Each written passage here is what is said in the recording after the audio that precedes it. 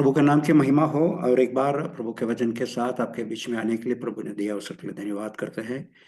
हमने यह हमारी रोमियो की पत्री के जो अध्ययन है, हम पहले 3 पाठ पूरा किया है। आज हमारा चौथा पाठ है। हम पहले 3 पाठ में हमने पहला अध्याय पूरा किया है। आज हम दूसरा अध्याय में प्रवेश कर रहे हैं। आइए हम पढ़ेंगे रोमियो का किताब दूसरा अध्याय 1 से 16 तक हम पढ़ेंगे।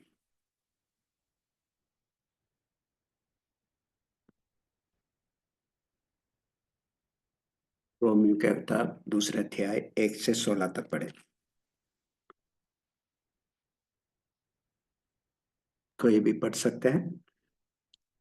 अंतः हे दोष लगाने वाले, तू कोई क्यों न हो, तू निरुत्तर है, क्योंकि जिस बात में तू दूसरे पर दोष लगाता है उसी बात में अपने आप को भी दोषी ठहराता है। इसलिए कि तू जो दोष लगाता है स्वयं ही वह काम करता है। हम जानते हैं कि ऐसे ऐसे काम करने वालों पर परमेश्वर की ओर से ठीक ठीक दंड की आज्ञा होती है। हे मनुष्य, तू जो ऐसे ऐसे काम करने वालों पर दोष लगाता है और आप वे ही काम करता है, क्या यह समझता है कि तू परमेश्वर की दंड की आज्ञा से बच जाएगा? क्या तू उसकी कृपा और सहनशीलता और धीरज रूपी धन को तुच्छ जानता है? क्या यह नहीं समझता है कि परमेश्वर की कृपा तुझे मन फिराव को सिखाती है, पर तू अपनी कठोरता और हठीले मन के कारण उसके क्रोध के दिन के लिए, जिसमें परमेश्वर का सच्चा न्याय प्रकट होगा, अपने लिए क्रोध कमा रहा है। वह हर एक को उसके कामों के अनुसार बदला देगा। चेतक, 16 तक।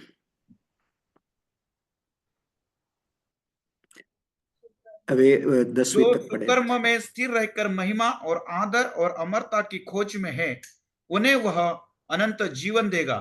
पर जो विवादी है और सत्य को नहीं मानते वरन अधर्म को मानते हैं, उन पर क्रोध और कोप पड़ेगा और क्लेश और संकट हर एक मनुष्य के प्राण पर जो बुरा करता है आएगा, पहले यहूदी पर फिर यूनानी पर।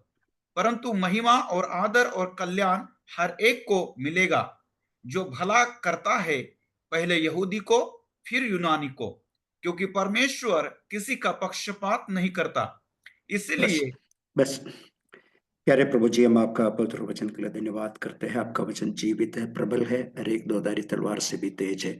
ये आत्मा और प्राण को अलग कर देते हैं, काट काट गुदे गुदे को आर पार चलते हैं, हमारी विचार और भावना को जांचते हैं। आपकी वाणी के सामने हर नियम नया जन्म देते हैं।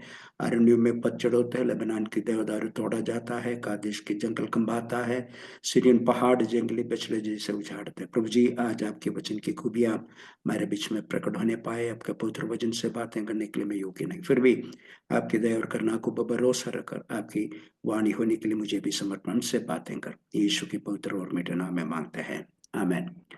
पिछले हफ्ता हमने पहला अध्याय पूरा किया है। आज हमने दूसरा अध्याय में आया है। पहला अध्याय देखेगा तो परमेश्वर की मनुष्य की अधार्मिकता के बारे में हम पढ़ते हैं, और दूसरे अध्याय में मनुष्य की स्वधार्मिकता, सेल्फ राइचियसनेस क्या है उसके बारे में हम पढ़ते हैं। पहले अध्याय में परमेश्वर ने जो दिया हुआ प्राकृतिक जो प्रकाशन है, जो जनरल रेवलेशन है, जो सृष्टि से दिया हुआ रेवलेशन को मनुष्य इनकार करते हैं, इसलिए परमेश्वर मनुष्य को दंड के योग्य बनाया, ऐसा हमने वचन से सुना है। लेकिन दूसरे अध्याय में जो विशेष प्रकाशन, जो स्पेशल रेवलेशन, परमेश्वर जो मनुष्यों के साथ स्पेशल रेवलेशन के साथ व्यवहार किया है और उसको इनकार करने के कारण मनुष्य को क्या दंड दिया जाता है, वही हमने दूसरे अध्याय में पढ़ते हैं।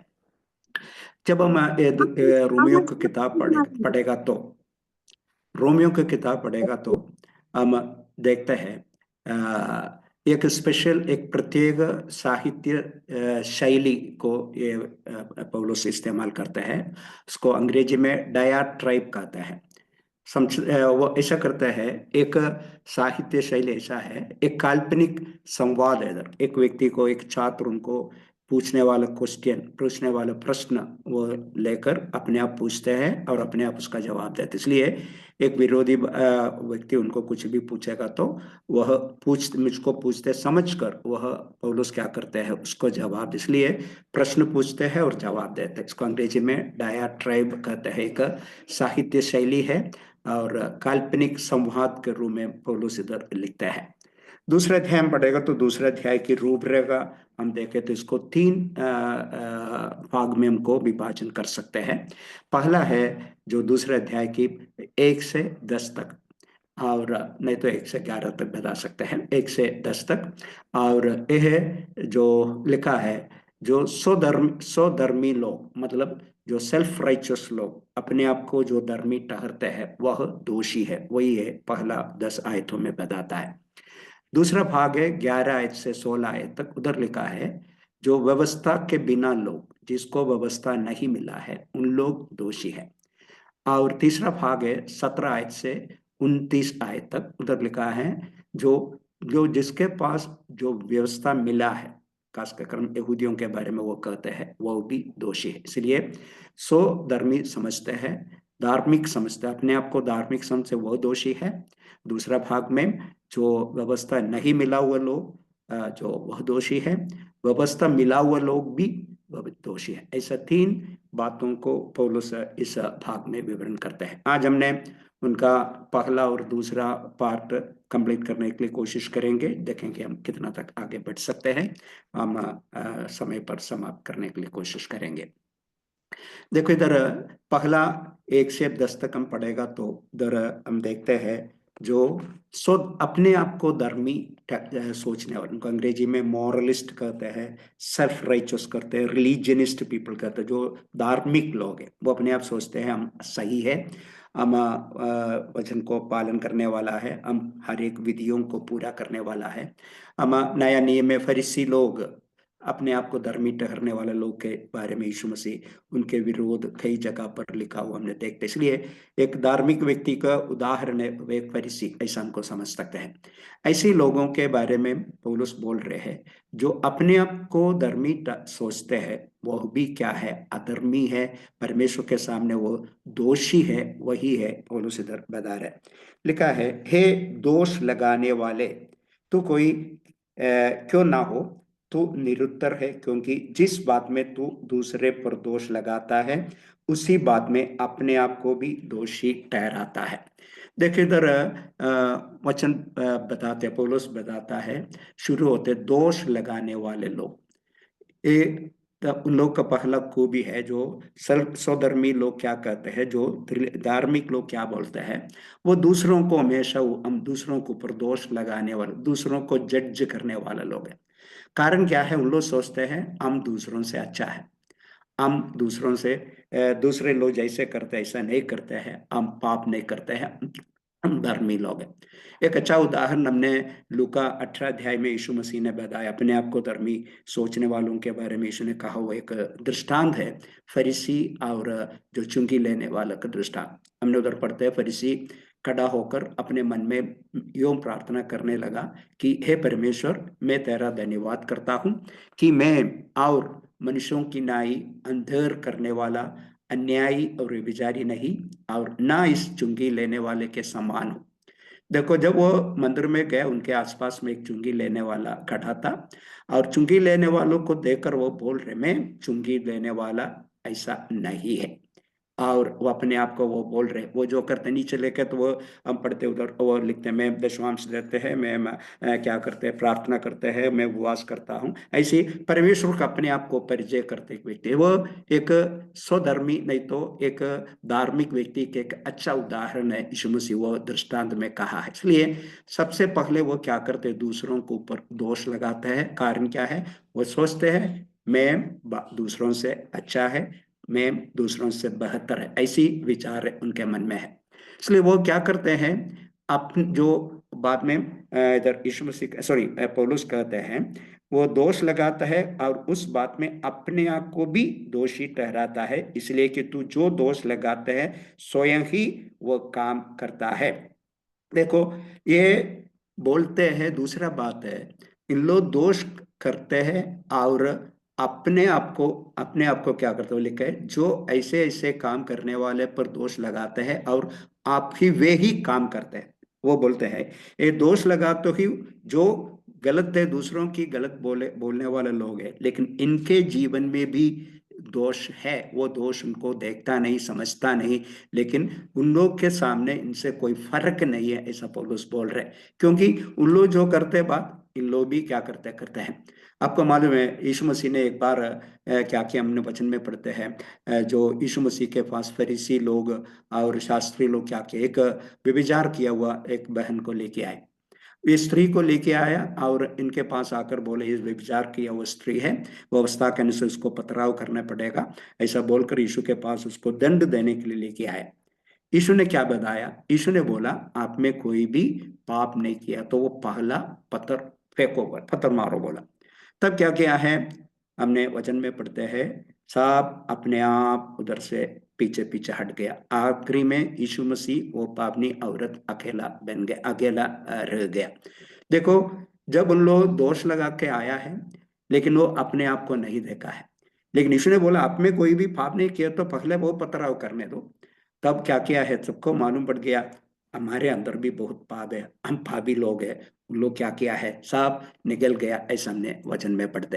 इसलिए फरीसी लोग, हम पढ़ते तो फरीसी लोग इधर क्या करते हैं, अपने अपने आप को धोखा दे रहे, वो दूसरों के ऊपर दोष लगा, अपने ओर नहीं देखते हैं, अपनी बातों को, अपनी पापों को, अपनी गलतियों को वो क्या करते हैं, उसके ऊपर ध्यान नहीं देते हैं, दूसरों के ऊपर ध्यान देकर वही दोषी कहते हैं। हम पुराना नियम में दाऊद के बारे में पढ़ते हैं। दाऊद क्या किया है, उरिया की पत्नी बत्शेबा का साथ पाप किया है, व्यभिचार किया। लेकिन ये करने के बाद वो क्या किया है, वो उसको छुपाने के लिए कोशिश किया, वो रोब उरिया के पास पहुंचाने के लिए कोशिश किया। और हम पढ़ेगा तो दाऊद ने उधर 6, 7, 8, 9, 10 5 व्यवस्था उल्लंघन किया है। वह हत्या किया, वह विचार किया, वह क्या किया, वह चोरी किया, वह झूठा गवाही साक्षी दे दिया, गवाही दे दिया, और दूसरों का पत्नी को लालच किया। इसलिए 6 से 5 जो आखिरी 5 व्यवस्था का उल्लंघन दाऊद ने किया है। वो कोई भी नहीं जाना सोचकर वो आराम से बैठ रहे थे, लेकिन तब नादान उसके पास आया, आखिरी कहानी बोला। कहानी आपको मालूम है, आप लोग पढ़ा है, दूसरा शमूएल 5-12 अध्याय में है। एक एक गरीब व्यक्ति था, उसके पास एक मेमना था, उसको बहुत प्यारा मेमना था, उसको अच्छी रीति अपने बच्चे जैसे उसको पालन पोषण करते थे। लेकिन उसके घर में एक दिन एक मेहमान आया। तब क्या किया है, जो उसके पड़ोस में एक व्यक्ति था, पड़ोस में एक व्यक्ति था, वो एक धनी व्यक्ति था। वो धनी व्यक्ति के घर में मेहमान, सॉरी, गरीब के घर में नहीं, पड़ो जो धनी व्यक्ति के घर में मेहमान आया। तब क्या किया है, उनके पास बहुत भेड़ बकरियां था, लेकिन वो बकरियों को कुछ नहीं किया। एक गरीब व्यक्ति की अपने बच्चे जैसे संभालते वो बकरा को लेकर उसको मार डाला और अपना मेहमान को खिलाया। ये सुनने में दाऊद क्या बोल रहे हैं, दाऊद गुस्सा से बोल रहा है, यहोवा के जीवन की शपथ, जिस मनुष्य ने ऐसा काम किया वह प्राण दंड के योग्य है। इतना कहने में नातान बोला वह मनुष्य तू ही है। तब दाऊद को मालूम पड़ गया क्या है, अपना गलती क्या है। इसलिए यही है, दाऊद अपने गलती को भूल गया, अपने जो किया सब कुछ वो भूल गया। जब जब कहानी बोला और जब नाथान ने बोला, तब बोलते हैं वो मनुष्य जो मरने के लिए योग्य है, 4 गुना उसे क्या करना है, जो उनको दोष उनसे लेना है और उसको वापस भरना है, ऐसा दाऊद बोल रहा है। देखो, दाऊद अपना अपने आप को भूलकर दूसरों के ऊपर आरोप लगाने में बहुत आगे था, लेकिन बाद में दाऊद अपने गलती समझ लिया, प्रभु के सामने अपने आप पश्चाताप किया, हमने वचन में वो पढ़ते हैं। लेकिन इधर यीशु मसीह की पहाड़ी संदेश में, मेरे ख्याल से मत्ती 7:3 में है, लगता है ऐसा यीशु ने बोला है। कई लोग क्या करते हैं, दूसरों अपने हांगों में क्या है, लट्ठा है, लेकिन वो लट्ठा को नहीं देखते हैं, दूसरी आंखों की तिनका ढूंढ कर जाने वाले लोग हैं। उनके दूसरों की आंखों में क्या है, तिनका है, लेकिन अपनी आंखों में क्या है, लट्ठा है। लेकिन क्या करते भाई, सामने से जाने के वो बोलते हैं भाई रुको, आपके हाथ में एक तिनका है, मैं उनको निकाल दूंगा, लेकिन अपने हाथ का लट्ठा वह नहीं देखते। इसलिए यीशु ने बोला पहले अपने आप का लट्ठा निकाल दो, तब अपने आप को दूसरा का जो बातों को ठीक से देख सकते हैं। इसलिए यही बात है, धार्मिक लोग जो सो धार्मिक समझते हैं, अपने आप को धार्मिक समझते इन लोग की आदत ऐसा है, दूसरों के ऊपर दोष लगाता है, अपनी बातों को वह क्या नहीं है, देखता नहीं, ध्यान नहीं देते। उन लोग क्या सोचते हैं, उन लोग सोचते हैं दंड, हमें दंड नहीं मिले, वे सोचते हैं परमेश्वर की दंड की आज्ञा से बच जाएगा, वही उनका विचार। इसलिए वो लोग हैं, वो सोचते हैं, और परमेश्वर की दंड की, हमने वो तीसरा आयत में पढ़ते हैं, क्या ये समझता हूं कि तू परमेश्वर की दंड की आज्ञा से बच जाएगा, वही उनका विचार। इसलिए वो क्या करते हैं, वो बोलते हैं वह उधर होएगा, मेरे पास नहीं आया। कोविड आ गया, कह लो सोचता मेरे हमारे गांव में नहीं आएगा, चीन में आएगा, अन्य देश में आएगा, उधर आएगा, मेरे पास नहीं आएगा। इसलिए कई बार हमने क्या करते हैं, दूसरों के ऊपर आरोप लगाकर हम इसमें से हमारे ऊपर वो नहीं आएगा, ये मेरे जीवन में नहीं होएगा, उनके जीवन में ही होएगा बोलकर हम दूसरों की ओर दोष लगाने वाला व्यक्ति बन जाता है उन लोग। आपको पुराने नियम में देखा तो क्या करते हैं, जो यूहन्ना बपतिस्मा वाला लोगों को बोल रहे मन फिराओ, मन फिराओ की योग्य फल जाओ, दूसरा तीसरा अध्याय में पढ़ते मन फिराओ की योग्य फल लाओ। और उधर लिखा है अब कुलाड़ी पेड़ों की जड़ पर रखा हुआ है, इसलिए जो जो पेड़ अच्छा फल नहीं लाता वह काटा और आग में झोंका जाएगा। ये तब क्या किया है, यह यूहन्ना बोल रहे थे लोगों को। तब लोग क्या सोच रहे, लोग सोच रहे क्या सो, इधर लिखा है हमारा पिता इब्राहिम है, हम इब्राहिम का संतान है, और हम क्या हमारे क्या है, हमारे जड़ पर कोई कुल्हाड़ी नहीं लगा है, वह सब दूसरों का है, अन्य जातियों का है, हम अच्छे लोग हैं, ऐसा तो उनका। इसलिए यूहन्ना बोल रहे आप लोग सोचते हैं अब्राहम हमारा पिता है, लेकिन और उनको बोल रहा है कौन, यूहन्ना बोल रहे मन फिराव की योग्य फल, उनको भी बोल रहे आपका क्या जरूरी है, मन फिराने की जरूरत है, ऐसा बोल रहे हैं। और इसलिए लोग बोल रहे हम अब्राहम के संतान, इसलिए हमको कुछ नहीं होगा, ऐसा नहीं है। और बोल रहा है दूसरों का क्या नहीं करना है, दूसरों का जो दोष लगाने से अपने आप को मन फिराव की फल लाने के लिए यूहन्ना लोगों को बोला। यिर्मयाह की पत्री पढ़ेगा तो यिर्मयाह हमेशा लोगों को बोल रहे आप लोग सुधरो सुधरो, क्योंकि इजराइल लोग मूर्ति पूजा करने के कारण अशूर में लेकर गए, उन लोग अशूर की राजा आकर उनको बंधुआई में लेके गया, और आप लोग सुधरेगा नहीं तो बाबुलोन का राजा नेबूकदनेस्सर आएगा, आपको भी बंधुआई में लेके जाएगा, आपको वो आक्रमण करेगा।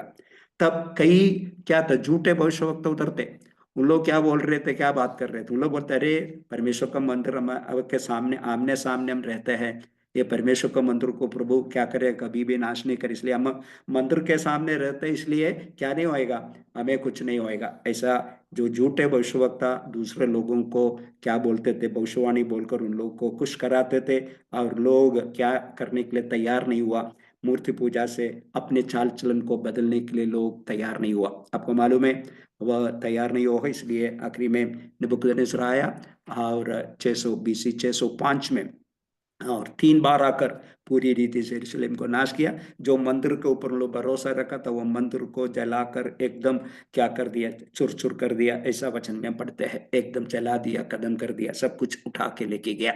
इसलिए उन लोग क्या कि हम भी सोचते हैं हम परमेश्वर का लोग हैं, हमको कोई मन फिराव की जरूरत नहीं है, हमको पश्चाताप करने की जरूरत नहीं है, ऐसा सोचने वाले लोग हमारे बीच में भी हम भी सोचते हैं, हम बपतिस्मा लिया है, हमारे चर्च में जाते हैं, हम बपतिस्मा दे, हम दशवांश देते हैं, हम दूसरों को मदद करते।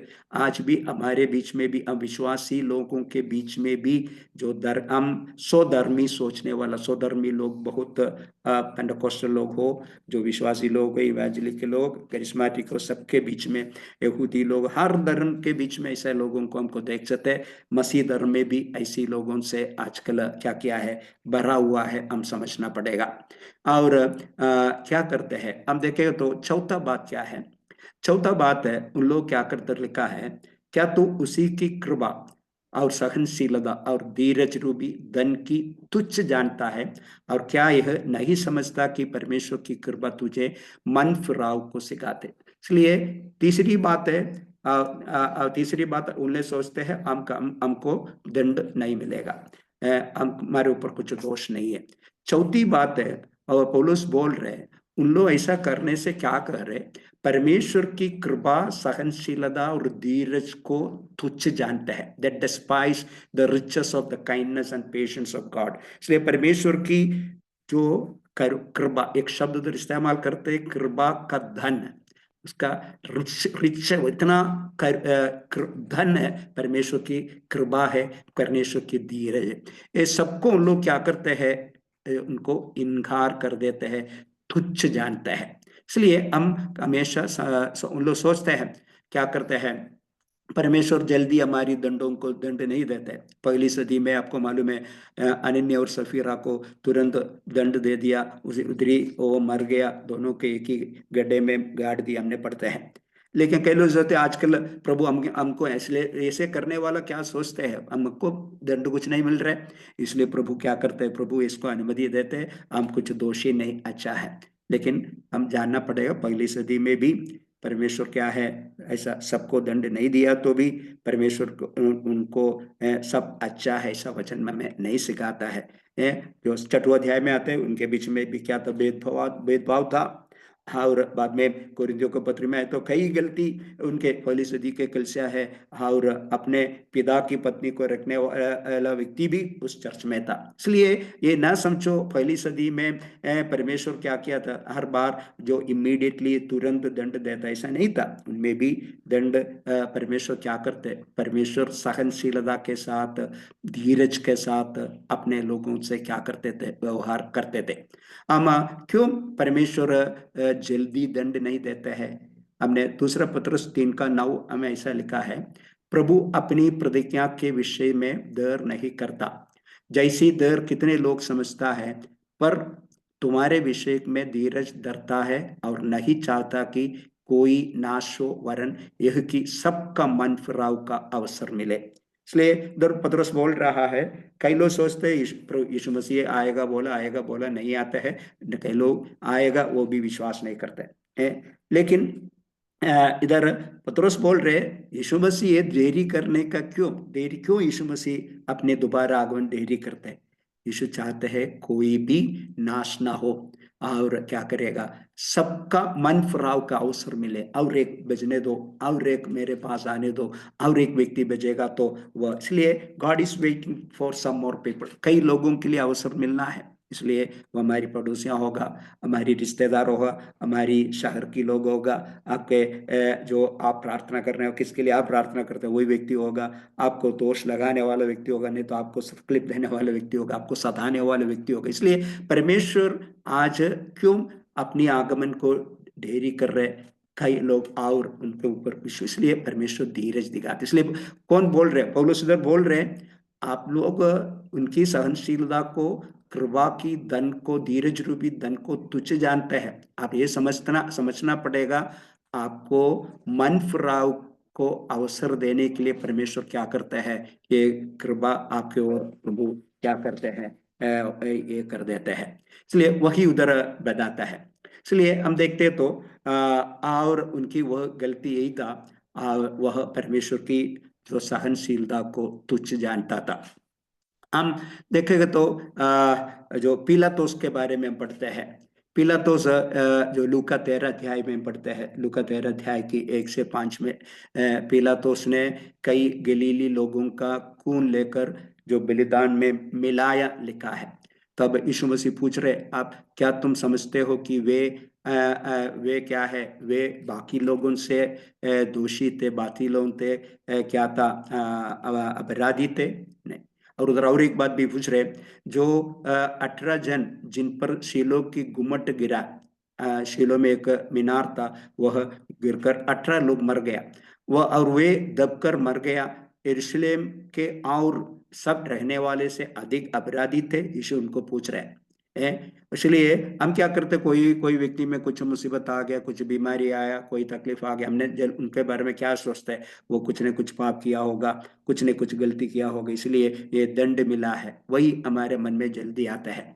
लेकिन यीशु बोल रहा है, यदि तुम मन ना फिराओ तो तुम भी सब इसी रीति से नाश होएगा, ऐसा नाश होंगे, ऐसा यीशु उनको बोल रहे हैं। इसलिए हम दूसरे के लोगों को कुछ दंड मिलेगा तो हम उनको दोषी समझते हैं, हम उससे अच्छा समझते हैं, हमें कुछ दंड। इसलिए जो स्वधर्मी लोगों का विचार है, हमें कुछ गलती नहीं है इसलिए हमको कुछ दंड नहीं मिल रहे, हम अच्छा है। लेकिन हम समझना पड़ेगा, जरूर प्रभु हमको भी ये शब्द बोल रहा है, तुम क्या करना है, तुम मन फिराना जरूरी है।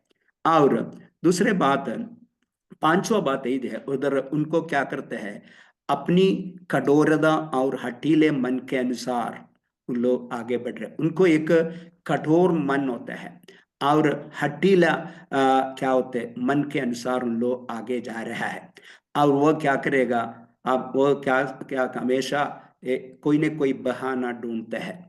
और इधर सच में इधर लिखा है, हे तू निरुत्तर है, दूसरे अध्याय की पहला आयत में लिखा है तू निरुत्तर है। कोई निरुत्तर तो वो शब्द उधर खास कर कर लिखा है, इसलिए कठोर और कठोर मन कर देते हैं।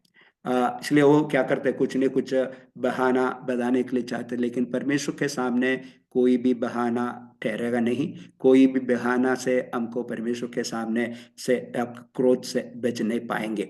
इसलिए लोग क्या करते हैं, स्वधर्मी लोग अपने दिमाग, अपनी जो मन को क्या करते, कठोर कर देते, हठीला वह मन भर रहे हैं। लेकिन हम समझना पड़ेगा, परमेश्वर ये सब हमारे इस सब बातों को ठीक से जानते हैं। प्रेरितों का काम 19 का 8 और 9 में पौलुस एफेसुस की प्रचार करने के बारे में लिखा है। उधर जाकर आराधनालय में 3 महीना लगातार एफेसुस में वो प्रचार किया।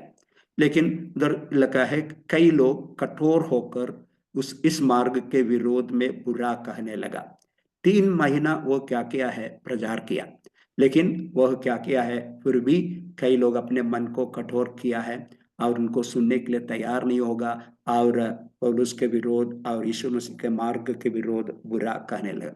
इसलिए स्वधर्मी लोग, सब जो धार्मिक लोग का एक बड़ी गलती है, वह जो जब दंड नहीं मिलेगा देकर, दंड नहीं मिलते देकर वो क्या करते हैं, वो अपने मन में सोचते हैं हमने, हमारे में कोई गलती नहीं, और उनका मन कठोर करके करके कभी भी जो क्या नहीं करेगा, कभी भी वह मन फिराव के लिए आगे नहीं बढ़ेगा, पश्चाताप नहीं करेगा, अपनी पाप में बने रहेगा और सोचते हैं हम धर्मी है।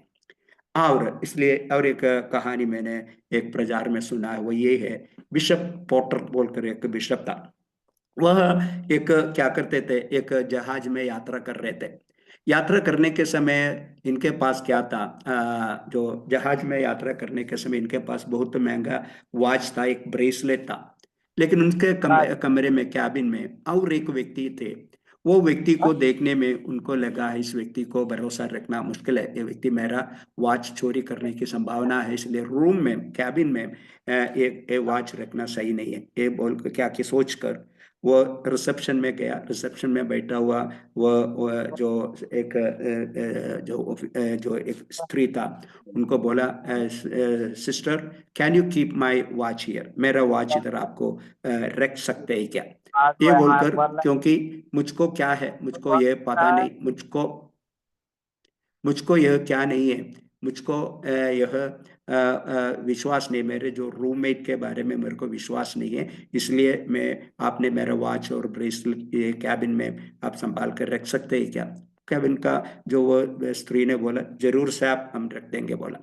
और वो बहन और एक बात बोला, वो जो बहन ने क्या बोला, देखो आपके रूम में और एक सहयात्री है ना, वो भी उनका वॉच इधर लेके आया, कारण वो बोला मेरे साथ वाला जो बिशप है उनको, मेरे मुझको उसको ऊपर मेरे को मुझको भरोसा नहीं है, इसलिए ये वॉच इधर रखो बोलकर उनका भी वॉच इधर रखा है। देखो यही है, हम सोचते उनको हमारे ऊपर विश्वास नहीं है, लेकिन और हमको उनको ऊपर विश्वास नहीं, लेकिन दूसरे लोग भी हमारे ऊपर विश्वास, इसलिए कई बार हमारी विचार ऐसा है, हम ठीक है, लेकिन बाकी लोग हमारे बारे में क्या सोचते हैं, हम कई बार जो उनको बारे में सोचता भी नहीं, और हम अपने मन को कठोर कर कर आगे बढ़ते। इसलिए हमेशा याद रखें, हम दोष लगाने वाला ना बने, ऐसे इधर बोलते हैं। लेकिन इधर दोष लगाने के बारे में, लगाने वालों के बारे में विवरण करने के लिए पौलुस ने ये नहीं लिखा। पौलुस ने इस एक पत्र इसलिए लिखा, दोष लगाने वाला के ऊपर क्या है, उनको परमेश्वर का दंड आएगा, वो परमेश्वर के सामने दोषी है, वही पौलुस इधर बता रहा है। इसलिए क्या किया, परमेश्वर का जो दंड क्या है इसके बारे में हम इधर देखना पड़ता है, वही है आगे पौलुस बता रहे इसी भाग में। सबसे पहले बोलते परमेश्वर का दंड क्या है, हमने पढ़ते हैं परमेश्वर का सच्चा न्याय प्रकट होगा। 5वां आयत में हम वही पढ़ते हैं, परमेश्वर का सच्चा न्याय प्रकट होगा, ऐसे एक शब्द हमने देखा, सच्चा न्याय। परमेश्वर का न्याय हमेशा सच्चा है, वो कभी भी क्या नहीं है, कभी गलत बात के ऊपर आधारित नहीं होता है, वो हमेशा सच्चा है परमेश्वर का न्याय। वो उसमें कोई लोग वो गलत है बोलने के लिए अवसर परमेश्वर ने, क्योंकि परमेश्वर कौन है, न्यायी है, our god is a righteous god. इसलिए कभी भी परमेश्वर हमारे साथ अधर्म नहीं करते हैं, आधर्मिक रीति से कभी भी दंड नहीं देते हैं। हमेशा समझना पड़ेगा परमेश्वर हमेशा धर्मी है, उसकी जो जजमेंट है, दंड है, जो पनिशमेंट है, हमेशा क्या होते हैं, सच्चा होगा, सच्चा न्याय होगा। और दूसरे एक बात हम देखते हैं, ये दंड क्या होते हैं, वो कमा के, क्रोध कमा रहा है, ऐसा शब्द हमने उधर पढ़ते हैं। उन लोग क्या करते हैं, क्रोध को कमा रहा है, वो लिखा है अपने लिए क्रोध, मतलब इट कैन बी स्टोर्ड। दंड क्या करते हैं, प्रभु जब हम गलती करते हैं उसी समय प्रभु हमें क्या नहीं देता होगा, उसका दंड नहीं देता होगा, लेकिन प्रभु क्या करते हैं, हमारे गलती का हिसाब का रिकॉर्ड लेकर रखते हैं, और उसमें जोड़ कर जाएगा। एक दिन तुरंत जरूर आपको क्या मिलेगा, दंड मिलेगा। इसलिए अभी दंड नहीं मिलते सोचकर इसका अर्थ नहीं है प्रभु आपको भूल गया, प्रभु आपका पाप का क्षमा किया, प्रभु आपको प्यार करते, ऐसा नहीं है। आप जो किया हुआ हर एक दंड परमेश्वर क्या करते हैं, जमा के कहते हैं, आप कमा रहे, परमेश्वर उसको जमा रहे। इसलिए आप दंड कमा के जा रहे हैं, और परमेश्वर उसको जमा के जा रहे हैं। इसलिए ये क्या है, एक आपको इसमें से बाहर नहीं आ सकता है, जरूर आपको दंड मिलेगा। दंड एक दिन, आज नहीं तो कल प्रभु जरूर दंड देगा। दंड से आपको छोड़ेगा तो परमेश्वर क्या नहीं होएगा, धर्मी नहीं होता है, परमेश्वर का जो न्याय सही नहीं होएगा। इसलिए आपका दंड को जरूर एक दिन उसका दंड मिलेगा, और इसलिए ये जो उसका लेगा परमेश्वर रखते हैं, हर एक गलती का लेगा परमेश्वर रखते हैं, उसको दंड जो जमा के जा रहे हैं। हमने मत्ती 23 अध्याय में एक दृष्टांत यीशु मसीह ने, सॉरी 13वां अध्याय में, मत्ती 13th चैप्टर में एक दृष्टांत यीशु ने कहा, परमेश्वर का राज क्या है, एक जमीन जैसा है, एक खेत जैसा है, जहां क्या किया है, अच्छा बीज बोया, और उस जगह पर क्या किया है, दूसरे लोग आकर क्या किया, गलत जो बीज बोया है, उसके बारे में हम पढ़ते हैं। इसलिए वह क्या किया है, उधर लिखा है, वो लोग आकर बोला, देखो हमने वो जंगली बीज बोने के कारण क्या हो गया, जंगली पौधा उधर आ गया, और अच्छे गेहूं के साथ जंगली पौधा बढ़ रहा, इसलिए जो नौकर लोग आकर बोला, स्वामी हमने ये जंगली पौधा को निकालूं। तब जो स्वामी बोल रहे, नहीं, अभी आपने जंगली पौधा निकाले तो क्या करेगा, वह उसमें जो गेहूं भी उगड़ा जाएगा, इसलिए आप लोग क्या करें, रुको, जब काटनी आएगा, काटने आने के समय क्या करेगा, मैं जो काटने करने वालों को कहेगा गेहूं को अलग करे, जंगली बीज को अलग करे, मैं उसको क्या करेगा, आग में उनको डालकर हमेशा के लिए उसको खत्म कर देंगे। देखो परमेश्वर दया दिखा रहा है, परमेश्वर क्या चाहते हैं, जो अच्छे गेहूं को क्या नहीं होना है, क्या उनको कुछ नुकसान ना पहुंचाए सोचकर क्या करते हैं, जंगली बीज को बढ़ने के लिए आने। इसलिए इसका अर्थ नहीं है जंगली बीज सही है, वह दुश्मन आकर बोया है, और जरूर परमेश्वर एक दिन उसको आग में क्या करते हैं, आग में डाल देगा, ऐसा वो वचन सिखाता है। और हम बताते हैं जो परमेश्वर इधर हमने दूसरा, अपनी कठोरता और हठीले मन के अनुसार उसके क्रोध के दिन के लिए, देखो परमेश्वर का क्रोध का दिन के लिए उन लोग क्या करते हैं, वो बटोर कर रखते हैं। एक दिन परमेश्वर का दिन आएगा, उस दिन क्या करेगा, वह पूरी रीति से नाश करेगा, दंड जरूर आएगा। वही है, हमने वही क्या है दृष्टांत में यीशु मसीह सिखाता है। पोते बटोर कर जलाने के लिए उस दिन प्रभु बोलेगा, और वह जो जंगली बीज को गड्ढे बांध लेगा, और गेहूं को मेरा खेत में इकट्ठा करके रहेगा, और उस चीज को क्या करेगा, जला देगा। इसलिए जरूर परमेश्वर का क्रोध, जब परमेश्वर डेयरी होएगा तो इसका अर्थ नहीं है दंड नहीं मिलेगा। क्या करेगा, वो पापियों का दंड बढ़ते बढ़ते जाएगा, परमेश्वर का क्रोध बढ़ते बढ़ते जाएगा। जरूर एक दिन आपको दंड जरूर मिलेगा। देखो, दूसरा परमेश्वर का हमने देखा है सच्चा न्याय होगा, वह आपके काम के अनुसार होगा। हमने देखा है जो परमेश्वर का हमारे कामों के अनुसार परमेश्वर क्या देते, दंड देते हैं। दूसरा कोरिन्थी 5:10 में हम देख पढ़ते हैं, क्योंकि अवश्य है कि हम सबका हाल मसीह के न्याय आसन के सामने खुल जाए, कि हर एक व्यक्ति अपने अपने भले बुरे कामों का बदला जो उसने देह के द्वारा किए किए हो पाए। इसलिए हम समझना पड़ेगा। और दूसरा कोरिन्थी 5:10 में लिखा है, परमेश्वर यीशु मसीह के एक न्याय का आसन है, वो विश्वास करते हैं। जब कल से उठा लिया जाएगा तो स्वर्ग में 7 साल परमेश्वर क्या करेगा, विश्वासियों का न्याय करेगा। वो न्याय का आसन कहा जाता है। उस दिन हमारा हर एक क्या है, उनके सामने हर काम खुला जाएगा, और हमारी काम के अनुसार क्या करेगा, भले बुरे काम का बदला उस दिन प्रभु जरूर हमें देगा। मैं उस समय हमारा प्रतिबल खटेगा हमें। और दूसरी बात, जो अविश्वासियों के लिए आखिरी में एक व्हाइट थ्रोन है, जो श्वेत सिंहासन है, वो सिंहासन में सबको क्या करेगा, उसका भले बुरे कार्यों कामों का बदला जरूर जरूर जरूर प्रभु देगा, वचन में सिखाता है। इसलिए परमेश्वर अपनी दंड देने में क्या है, वह उस हमारी कामों के अनुसार देगा, और अपने न्याय के अनुसार देगा। वह करने वो ट्रूथ बेस्ड भी है, वो राइचस भी है। उनका दंड वो हमने जो सच्चाई के आधार पर देते हैं, और अपने क्या करते हैं, अपने न्याय के अनुसार भी प्रभु जरूर दंड देगा। दूसरी बात हम इधर पढ़ते हैं, चौथा बात है, परमेश्वर की जो न्याय है उसमें एक क्रम है। वो क्रम ऐसा हमने वचन में पढ़ते हैं 9 और 10 में लिखा है। पहले उधर लिखा है 9 और 10 में हम पढ़ते हैं, और क्लेश और संकट हर एक मनुष्य के प्राण पर जो बुरा करता है आएगा, पहले यहूदी पर फिर यूनानी पर। देखो, परंतु महिमा और आदर और कल्याण हर एक को मिलेगा जो भला करता है, पहले यहूदी को फिर यूनानी को।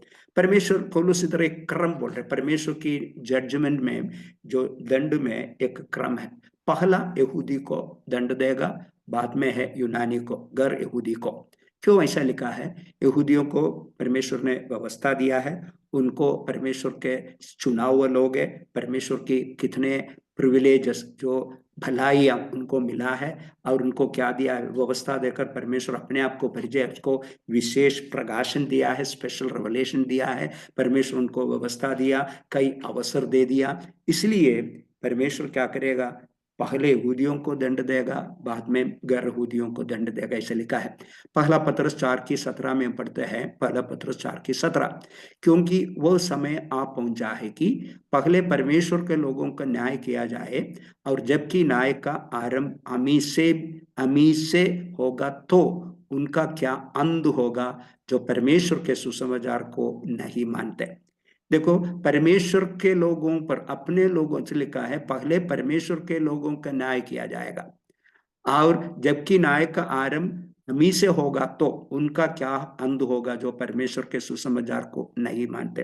इसका अर्थ इससे अनुसार हम विश्वास करते हैं, पहले विश्वासियों को न्याय करेगा, और उसके बाद ही गैर यहूदियों का अंतिम सिंहासन का श्वेत सिंहासन के सामने उनको क्या कर, जो अन्य जातियों को सुसमाचार नहीं मानते हैं, जो सुसमाचार मानने वालों को पहले न्यायासन में स्वर्ग में उनका न्याय होएगा, और सुसमाचार नहीं मानने वालों को श्वेत सिंहासन के सामने उनका जरूर न्याय होएगा। इसलिए हम ये समझना पड़ेगा परमेश्वर क्या है, परमेश्वर के न्याय से हमको बच जाना नहीं होता है। और दूसरा बात, याकूब ने तीसरा अध्याय की पहला आयत में लिखा है, मेरे भाइयों तुम्हें से बहुत उपदेशक ना बने, क्योंकि जानते हो कि हम उपदेशक और भी दोषी ठहरेंगे। आजकल सब पादरी बन जाता है, सबको पादरी बनना बहुत बढ़िया है, और बाइबल कॉलेज में जाना नहीं, वचन की शिक्षा जाना नहीं, एक विश्वासी के रूप में पक्का होने की जरूरत नहीं। कुछ बोलने के लिए आएगा तो और कोई भविष्यवक्ता बोलेगा तो कोई भी हाथ रखकर बोलेगा तो पादरी हो जाएगा, बिशप हो जाएगा, प्रॉफिट होएगा, अपोस्टल भी हो जाएगा। लेकिन अपने आप को क्या करना है ये नहीं सोचते हैं। मैं उपदेशक बन जाएगा तो मेरा क्या हो जाता है, मेरा दंड ज्यादा होता है, ज्यादा दोषी है। इसलिए मैं अभी आपको प्रचार कर रहे हैं, इसलिए मैं ये समझना पड़ेगा है आपसे बढ़कर मैं दोषी ठहरा यदि मैं गलती करूं। इसलिए जब उपदेशक बनेगा तो उपदेशक क्या होना पड़ता है, ज्यादा जिम्मेदार होना पड़ता है, क्योंकि उनका क्या है, उनका दंड ज्यादा होता है। इसलिए याकूब बोल रहे ज्यादा उपदेशक बनना के लिए आप मत पीछे जाओ मत। लेकिन आजकल लोग नहीं सोचते हैं, बुलाहट है क्या सोचता नहीं, और उसके लिए मैं तैयार हो गया सोचता नहीं, जल्दी उसमें घुस जाता है, और गलत उपदेश में, गलत रीति में परमेश्वर का नाम की बदनाम होते जा रहा है। आपको आप ठहरना पड़ेगा। मूसा गुस्सा वाला आदमी था, इतना गुस्सा था, एक थप्पड़ मारा मिस्रियों को खत्म कर दिया। इतना गुस्सा वाला आदमी को 40 साल वह इत्रो के उधर जाकर भेड़ों को चराने के लिए प्रभु ने उनको भेजा। 40 साल ले लिया परमेश्वर मूसा को तैयार करने के लिए। 40 साल के बाद मूसा क्या किया है, जब आया उसके जैसे नम्र व्यक्ति दूसरा नहीं था। इतना तैयारी कर कर परमेश्वर 30 लाख से ऊपर लोगों को चलाने के लिए मूसा को लेकर आया। हम हमेशा समझना पड़ेगा मसीह सेवा क्या करना है, बहुत क्या है, 10 बार सोचने के बाद ही पैर उसमें लगाओ। हाँ, और उसके लिए अपने आप को तैयारी करना है। अपने आप प्रभु कंफर्म करेगा तो प्रभु आपको जरूर बताएगा। तो आप कोई शक के साथ सेवा में मत जाओ, और आपको कोई क्या है अवसर मिला बोलकर सेवा में मत जाओ। इसलिए ये समझना पड़ेगा उपदेशक ज्यादा दोषी हो जाता है, ज्यादा दोषी ठहरेंगे और भी दोषी ठहरेंगे। इसलिए हम समझना पड़ेगा परमेश्वर का जजमेंट क्या है। जजमेंट पहले उपदेशक को होगा, बाद में सुनने वालों को होगा। इसलिए आपने समझना पड़ेगा, ये सब बात हम याद करना पड़ेगा। और इधर यही है, एक 10 आयत में हम पढ़ते हैं, जो सो अपने आप को धर्मी समझने वाले लोग क्या करते हैं, परमेश्वर के सामने दोषी है, परमेश्वर का जजमेंट उनको मिलेगा। वही है पौलुस क्या है ये 10 आयत में विवरण करते हैं। इसलिए हमने वो उनका स्वभाव क्या है, जो धार्मिक लोग का आदत क्या है, लोग क्या सोचता है, और परमेश्वर ने क्या क्या दंड उनको देते हैं, वो सब हमने इस 10 आयत में पौलुस ने विवरण किया है। अभी हम 11 से 16 आयत तक हम जाएंगे। उधर लिखा है जो पीपल विदाउट लॉ, जो व्यवस्था नहीं लोग हैं, उनके बारे में उधर जो पौलुस बता रहे हैं। हम पढ़ेंगे, इसलिए जिन्होंने बिना व्यवस्था पाया पाप किया वे बिना व्यवस्था ही से नष्ट हो जाएंगे, और जिन्होंने व्यवस्था पाकर पाप किया उनका दंड व्यवस्था के अनुसार होगा, क्योंकि परमेश्वर वहां व्यवस्था के सुनने वाला धर्मी नहीं पर व्यवस्था पर चलने वाला धर्मी ठहराए जाएंगे। फिर जब अन्य जाति लोग जिनके पास व्यवस्था नहीं, स्वभाव ही से व्यवस्था की बातों पर चलते हैं, वह व्यवस्था उनके पास ना होने पर भी वे अपने लिए आप ही व्यवस्था है। वे व्यवस्था की बातें अपने अपने हृदयों में लिखी हुई दिखाते हैं, और उनके विवेक भी गवाही देते हैं, और उनके विचार परस्पर दोष लगाते या उनके निर्दोष ठहराता है। जिस दिन परमेश्वर मेरे सुसमाचार के अनुसार यीशु मसीह के द्वारा मनुष्यों को गुप्त बातों का न्याय करेगा। इधर हम समझना पड़ेगा, इधर व्यवस्था नहीं है। व्यवस्था नहीं है तो मुझको पाप कर सकता है, ऐसा कई लोग। आपको मालूम है इंडिया में ऐसे एक व्यवस्था है, कानून की अज्ञानता कोई बहाना नहीं। Ignorance of law is not an excuse at all. आपको व्यवस्था नहीं मालूम है बोलकर आपको कुछ भी करेगा, ऐसा नहीं। हाँ, मैं नहीं जानता था इसलिए मैंने किया बोले तो आपको दंड से छुटकारा नहीं मिलता है। इसलिए हम समझना पड़े, आपको व्यवस्था नहीं मिला बोलकर, आप व्यवस्था नहीं जानते बोलकर आपको क्या नहीं देगा, दंड नहीं देगा, ऐसा आप कभी भी सोचना नहीं। दंड जरूर है, व्यवस्था नहीं है तो। कारण क्या है, क्या है, लो क्या के लिए दिया गया, व्यवस्था क्या के लिए दिया, व्यवस्था एक भलाई की बात नहीं, एडवांटेज नहीं है। व्यवस्था एक ओबीडियंस के लिए दिया गया है। आपको मालूम है जो गलातियों 3:10 में लिखे, जितने लोग व्यवस्था के कामों पर भरोसा रखता है वे सब श्राप के अधीन है, क्योंकि लिखा है जो कोई व्यवस्था की पुस्तक में लिखी हुई सब बातों को करने से स्थिर नहीं रहता वो श्रापित है। मतलब 613 व्यवस्था दिया है, इसमें एक तोड़ेगा तो वह उल्लंघन, व्यवस्था तोड़ने वाला बन जाए। 10 आज्ञा दिया है, 10 में एक तोड़ेगा तो वो क्या है, वो व्यवस्था तोड़ने वाला आ जाएगा, श्रापित हो जाता। इसलिए आपने समझना पड़े, व्यवस्था मानने के लिए दिया है, और इसलिए व्यवस्था नहीं है बोलेगा तो आपको क्या है, आपको परमेश्वर के दंड से बाहर नहीं आ सकता, आपको कुछ भी कर सकता है, ऐसा वचन हमें नहीं, अनुमति नहीं देता है। नीचे पौलुस बोल रहे हैं क्यों ऐसा अनुमति, कारण उनके पास व्यवस्था नहीं है तो ही उनको अपने दिल में परमेश्वर क्या किया है, व्यवस्था लिखा है। हमने 15 आयत में 14-15 में लिखा है, फिर जब अन्य जाति लोग जिनके पास व्यवस्था नहीं स्वभाव ही से व्यवस्था की बातें पर चलते हैं, उनके देखो जो आदिवासी लोगों को पता है खून करना, हत्या करना गलत है, उनको कोई व्यवस्था नहीं, लेकिन वो भी समझते हैं हत्या करना गलत है।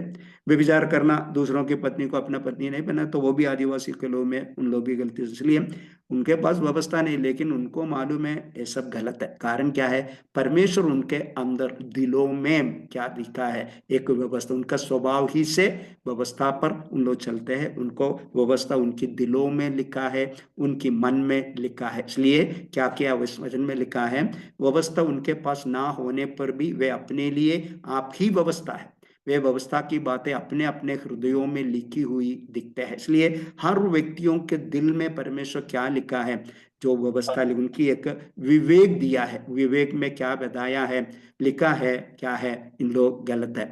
और ये विवेक क्या करते, विवेक आप इधर लिखा है, विवेक गवाही देते, हमने कहा वो पढ़ते हैं 15 में लिखा है, विवेक उनको क्या देते हैं, गवाही देते, आप करते सही है गलत है। और नीचे लिखा है विचार, विचार परस्पर दोष लगाते या उन्हें निर्दोष। इसलिए हमको परमेश्वर एक विचार करने के लिए, रीजनिंग करने के लिए हमें मन दिया है, इसलिए वो आपको बताएगा ये सही है ये गलत है। वो आपका मन, आपका विवेक बोलेगा आप करते सही है, आप करते गलती है। इसलिए विवेक हमको दे देते हैं, प्रकाशन को हमने आंतरिक प्रकाशन, आंतरिक रोशनी कहते हैं, और जो सृष्टि हमें देते हैं वो बाहर की प्रकाशन है। इसलिए जो बाहर की प्रकाशन किसको मिला है, जो अभक्त लोगों को पहले अध्याय में वो देखा है। लेकिन जो जिसके पास व्यवस्था नहीं है वह, उनके पास क्या है, आंतरिक एक क्या है, एक प्रकाशन है, रोशनी है, वह उनकी जो कॉन्शियस नहीं तो उनकी विवेक में दिया गया है। इसलिए उन लोग 16 आयत में क्या लिखा है, 16 आयत में लिखा है, जिस दिन परमेश्वर मेरे सुसमाचार के अनुसार यीशु मसीह के द्वारा मनुष्यों को गुप्त बातों को नहीं, उनको क्या करने के लिए, उद्धार पाना है तो उनको क्या की जरूरत है, उनको सुसमाचार की जरूरत है। सुसमाचार को छोड़कर दूसरा कोई भी मार्ग नहीं है। इसलिए आप ये नहीं सोचना उनके पास व्यवस्था नहीं, उनको प्रभु व्यवस्था के अनुसार न्याय नहीं करे, नहीं, जो परमेश्वर की जो न्याय सुसमाचार के अनुसार होगा। इसलिए हर लोग सुसमाचार सुनना, हर लोग को सुनाना हमारा जिम्मेदारी होता है। इसलिए हमने समझना पड़ेगा, ये व्यवस्था उनको दिया नहीं बोलकर उनको दंड से बाहर नहीं आ सकते। परमेश्वर के सामने उन लोग कुछ भी करेगा तो दोषी नहीं ठहराते, हमको बता नहीं सकता, कारण परमेश्वर उनके मन में व्यवस्था रखा है, उनको खुद उनको एक विवेक दिया है, विवेक को पता होता है ये सही है गलत है। इसलिए एक चोरी करने के पहले विवेक बोलेगा मत करो, पर भी वो विवेक को सुनेगा नहीं तो वो क्या करेगा, चोरी करेगा। इसलिए हर मनुष्य के मन में परमेश्वर क्या व्यवस्था लिखा है। इसलिए परमेश्वर एक व्यक्ति के पास सुसमर्थ नहीं मिलेगा तो परमेश्वर उनको क्या करेगा, उनके जीवन में जो परमेश्वर ने कैसे व्यवहार किया है उनके अनुसार उसको जरूर न्याय करेगा, दंड करेगा। इसलिए सुसमाचार उनको नहीं दिया तो सुसमाचार के अनुसार नहीं होगा, लेकिन उनके मन में जो व्यवस्था रखा है उनके अनुसार परमेश्वर क्या करेगा, न्याय। इसलिए व्यवस्था नहीं लोग क्या नहीं है, दोषी नहीं है, ऐसा वचन इस व्यवस्था नहीं है तो भी पौलुस बोल रहे उन लोग भी दोषी है। मैं आखिरी में एक हमें दिया हुआ ये कॉन्शियंस, ये विवेक के बारे में कई बात वचन में लिखा है, वो पढ़ेगा तो हमने कितना हमारी जो विवेक को संभालना, विवेक अनुसार जीने की जरूरत हमें मालूम पड़ेगा। 5 प्रकार की जो विवेक नहीं तो कॉन्शियंस बाइबल में दिया गया है। सबसे पहले है तीतुस 1:15 में लिखा है, शुद्ध लोगों के लिए सब वस्तु शुद्ध है, पर अशुद्ध और अविश्वासियों के लिए कुछ भी शुद्ध नहीं, वरन उनकी बुद्धि और विवेक दोनों अशुद्ध है। पहला प्रकार है एक अशुद्ध विवेक, एक करप्ट कॉन्शियंस। इसलिए अशुद्ध विवेक है वह क्या है, उनके लिए सब कुछ क्या है, अशुद्ध है, कोई भी बात शुद्ध नहीं, क्योंकि उनका विवेक ही अशुद्ध है, अविश्वासियों का जो क्या है विवेक है। दूसरा है अच्छा विवेक, ये एक विश्वासी का विवेक है। पहला तिमोथी 1:19 में लिखा है, और विश्वास और उस अच्छे अच्छे विश्वास और लिखा है विश्वास और उस अच्छे विवेक को दामे रहे, जिसे दूर करने के कारण कितनों का विश्वास रूपी जहाज डूब गया। अच्छे विवेक में धामे रहने के लिए तिमुथियुस को कौन लिखा है, पौलुस लिखा है। पहला पत्रस 3:16 में भी हम पढ़ते हैं, और विवेक विवेक भी शुद्ध रखो, इसलिए कि जिन बातों के विषय में तुम्हारी बदनामी होती है उनके विषय में वे जो तुम्हारे मसीह अच्छे चाल चलन का अपमान करते हैं लज्जित हो। इसलिए हमारी विवेक को अच्छा रखना, नहीं तो लोग बदनाम करने वालों के सामने, बदनाम करने वाला लोग एक दिन क्या करेगा, लज्जित हो जाएगा। हम हमारी विवेक को शुद्ध रखना है, ऐसा तिमोथी 1:19 में लिखा है। तीसरा विवेक है उसको क्या बता सकते हैं, निर्दोष विवेक कर सकते हैं, क्लियर कॉन्शियंस। क्लियर कॉन्शियस पहला तिमोथी 3:9 में पढ़ते हैं, पर विश्वास के भेद को शुद्ध विवेक से सुरक्षित रखो। और इसमें मैं आप ही यत्न करता हूं कि परमेश्वर की ओर, जो प्रेरितों का काम 24:16 में, इससे मैं आप ही यत्न करता हूं कि परमेश्वर की ओर मनुष्यों की ओर मेरा विवेक सदा निर्दोष रहे। निर्दोष एक क्लियर दोष, क्लियर कॉन्शियंस, निर्दोष विवेक कहता है। इसलिए हम क्या कर, पौलुस बोल रहे मैं यत्न करता है परमेश्वर के सामने, मनुष्यों के सामने मेरा विवेक सदा निर्दोष रहे, कोई भी मेरे दोष बताने के लिए अनुमति ना देने के लिए वो कोशिश करते थे। चौथा विवेक है गिल्टी कॉन्शियंस, उसको हमने कह सकते हैं क्या है, उसको क्या बता सकते हैं, दोषी विवेक कर सकते, दोषी विवेक।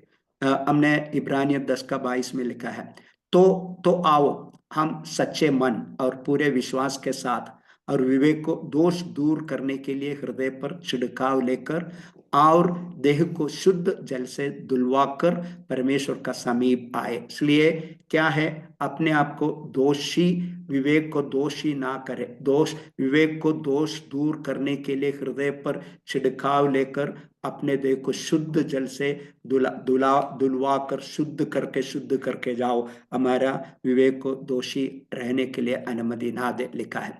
पांचवा है एक सीएड कॉन्शियंस, ऐसा लिखा, नहीं तो हार्डन्ड कॉन्शियस और एक कलाउंस्ड कॉन्शियस कर सकते हैं। वो पहला तिमोथी में ऐसा लिखा है, पहला तिमोथी 4:2 में, ये उन झूठे मनुष्यों का कपट के कारण होगा जिनका विवेक मानो जलते हुए लोहे के दागा लोहे से दागा गया है। ये क्या करते हैं, जलते हुए लोहे लगेगा तो हमारा स्किन क्या हो जाता है, हमारे चमड़े जल जाता है, फिर उसको क्या संवेदनशील कदम हो जाता है, सुन्न हो जाता है, नहीं तो स्तब्ध हो जाता है, क्योंकि ये क्या हो जाता है, हमारा विवेक क्या हो जाता है, कठोर बन जाता है। और एक कठोर बन जाने के कारण, मैंने पिछले क्लास में भी बोला, क्लोज्ड हट्टीले मन। इसलिए हमने एक गलती करते करते क्या होते हैं, हमने फिर उसमें क्या होते हैं, फिर बाद में वह गलती ना बन जाता है, खुले हमारा संवेदनशील विवेक का संवेदनशील कदम हो जाता है। हमको ये लगता है क्या है, हम गलती नहीं किया है, आप गलती करते हैं, लेकिन आपका विवेक जला हुआ है और वह कठोर बन गया है, और उसको सुन्न हो गया है, संवेदनशीलता नहीं हो रहे, सेंसिटिविटी नहीं है, फीलिंग नहीं, इसलिए आपको पता नहीं, आप गलती में ही बने रहेगा, पाप में ही बने रहेगा, कभी भी उससे बाहर आने के लिए तैयार नहीं होते। अंतिम दिनों में होने वाला जो बात के बारे में जो तिमुती चौथा आयत में लिखा, उधर ही वो लिखा है, जो जला हुआ नहीं तो विवेक, नहीं तो क्या है कठोर विवेक, नहीं तो क्या है जो क्या है कठिन विवेक, ऐसे अलग अलग शब्द हमको इस्तेमाल कर सकते हैं। इसलिए पर ये कॉम्प्रोमाइज करता है, दूसरों के साथ हम समझौता होता है, इसलिए समझौता कर कर हमने हमारे जीवन में पूरा पाप में बने रहे। मैं आखिरी में एक जो एब्राहम लिंकन की एक पद बोलकर आज का संदेश में कंक्लूड करना चाहते हैं। एब्राहम लिंकन एकदम स्ट्रिक्ट एक सत्ता करने वाला, अधिकार रखने वाला, नहीं तो एडमिनिस्ट्रेशन करने वाले एक अधिकारी था, एक प्रेसिडेंट था, अमेरिका की एक अच्छा प्रेसिडेंट था। वो सब बात ठीक से करने के कारण, अपना जो एडमिनिस्ट्रेशन ठीक से करने के कारण, उनके एक एक दोस्त उसको छोड़ कर गया, एक एक दोस्त, क्योंकि वो बहुत सीधी रीति से अधिकार को इस्तेमाल करते थे, अपने अधिकार को सही रीति से इस्तेमाल करते थे, और कोई क्या है कोई पक्षपात नहीं दिखाते थे, इसलिए क्या किया है, उनका कई दोस्त छोड़ कर गया। इसलिए एक बार अब्राहम लिंकन बोला, मेरा सब दोस्त मुझको, मैं सही रीति से मेरा अधिकार को जताने के कारण, मैंने एडमिनिस्ट्रेशन करने के कारण, सब इस दुनिया का दोस्त मुझे छोड़ेगा तो भी मेरे पास एक दोस्त बने रहेगा, वो मेरा क्या है, मेरा विवेक है। इसलिए मेरे विवेक कभी भी मुझे दोष नहीं लगेगा, मेरे विवेक कभी भी मुझे छोड़ेगा नहीं, मैं मेरे विवेक के अनुसार क्या करेगा है, मैं एकदम ईमानदारी से मेरा ड्यूटी पूरा करेगा, ऐसा अब्राहम लिंकन एक बार कहा है। देखो, हम इस दुनिया में रहते हैं, हम विश्वासी लोग हैं, लेकिन हम समझना पड़ेगा हमारे विवेक को शुद्ध रखे। हमारे विवेक हमें क्या करते हैं, सेंसिटिव है, तो विवेक हमें निरुत्तर करेगा। निरुत्तर करने के समय हमने क्या करना है, विवेक के अनुसार हमारी चाल चलन को बदल, इसलिए पौलुस बोल रहे, विवेक को शुद्ध रखो, विवेक को निर्दोष रखो। विवेक क्या है, विवेक को धुलवा कर और छिड़काव कर कर, इसलिए आपका विवेक एकदम हार्ड बन गया, तो कठोर बन गया, तो प्रभु के सामने प्रार्थना करो, पश्चाताप करो, और प्रभु को बोलो, उसको मेरे विवेक को, मेरा शुद्ध विवेक को वापस दे दे, और पवित्र आत्मा आपको निरुत्तर करेगा। पवित्र आत्मा एक कबूतर जैसा है, वो आपको निरुत्तर करेगा, और उसको आपका, वह एक, इसकी आवाज धीमी है, और वह एक जलने वाला अंगार जैसा है, और आपको उसको बुझेगा तो वो, सॉरी, आपको उसको छुएगा तो बुझ जाएगा, शू बोले तो कबूतर उड़ जाएगा, लेकिन वो धीमी आवाज को सुनकर अपने जीवन को ठीक रखेगा तो क्या हो जाएगा, प्रभु के सामने में अच्छा प्रतिफल मिलेगा। इसलिए आज पौलुस बोल रहा है, व्यवस्था नहीं है, उन लोग भी क्या है, उन लोग भी परमेश्वर के साथ दोषी है, जो अपने आप को धर्मी समझते हैं, अपने आप को अच्छा है सोचते हैं, उन लोग भी परमेश्वर के सामने क्या है, दोषी है। ये दोनों बात आज हमने सुना है, इस वचन के अनुसार प्रभु हमें आशीष दे। God bless you all.